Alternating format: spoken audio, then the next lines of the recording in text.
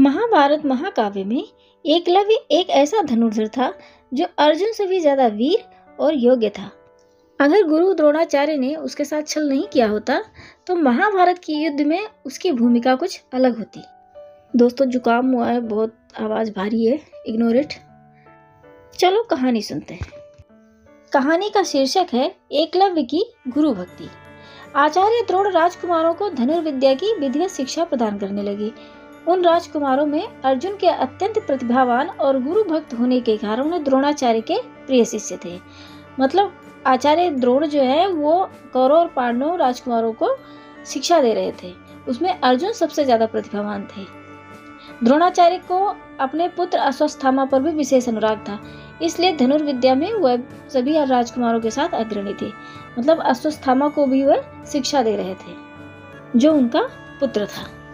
किंतु अर्जुन अश्वत्थामा से भी अधिक प्रतिभावान थे। एक रात्रि को गुरु के आश्रम में जब सभी शिष्य भोजन कर रहे थे तभी अकस्मात हवा के झोंके से दीपक बुझ गया। अर्जुन ने देखा अंधकार हो जाने पर भी भोजन के कौर को हाथ मुंह तक ले जाता है।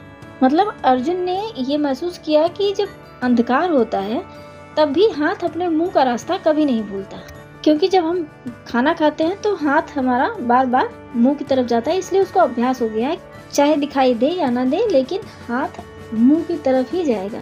इस घटना से उन्हें यह समझ में आया कि निशाना लगाने के लिए प्रकाश से अधिक अभ्यास की आवश्यकता है और वह रात्रि के अंधकार में निशाना लगाने का अभ्यास करना आरंभ कर दिया। गुरु द्रोण उनके इस प्रकार के अभ्यास से अत्यंत प्रसन्न हुए। उन्होंने अर्जुन को धनुर्विद्या के साथ साथ गदा, तोमर, तलवार आदि शस्त्रों के प्रयोग में निपुण कर दिया।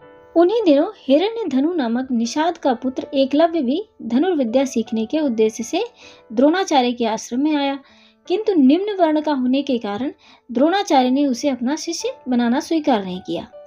निराश होकर एकलव्य वन में चला गया। उसने द्रोणाचार्य की एक मूर्ति बनाई और उस मूर्ति को गुरु मानकर धनुर्विद्या का अभ्यास करने लगा। एकाग्रचित से साधना करते हुए अल्पकाल में ही वह धनुर्विद्या में अत्यंत निपुण हो गया।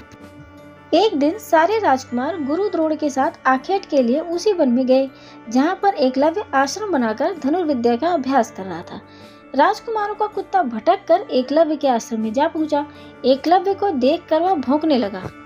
इससे क्रोधित होकर एकलव्य ने उस कुत्ते पर अपना बाण चलाकर उसके मुंह को बाणों से भर दिया। एकलव्य ने इस कौशल से बाण चलाए थे कि कुत्ते को किसी प्रकार की चोट नहीं लगी, किंतु बाणों से बिध जाने के कारण उसका भौंकना बंद हो गया। कुत्ते के लौटने पर जब अर्जुन ने धनुर्विद्या के उस कौशल को देखा तो द्रोणाचार्य से बोले, हे गुरुदेव, इस कुत्ते के मुंह में जिस कौशल से बाण चलाए गए हैं उससे तो प्रतीत होता है कि यहाँ पर कोई मुझसे भी बड़ा धनुर्धर रहता है। अपने सभी शिष्यों को लेकर गुरु द्रोणाचार्य एकलव्य के पास पहुंचे और पूछे, हे वत्स, क्या ये बाण तुम्ही ने चलाए हैं? एकलव्य के स्वीकार करने पर उन्होंने पुनः प्रश्न किया, तुम्हें धनुर्विद्या की शिक्षा देने वाले कौन है? एकलव्य ने उत्तर दिया, गुरुदेव, मैंने तो आपको ही गुरु स्वीकार कर धनुर्विद्या सीखी है।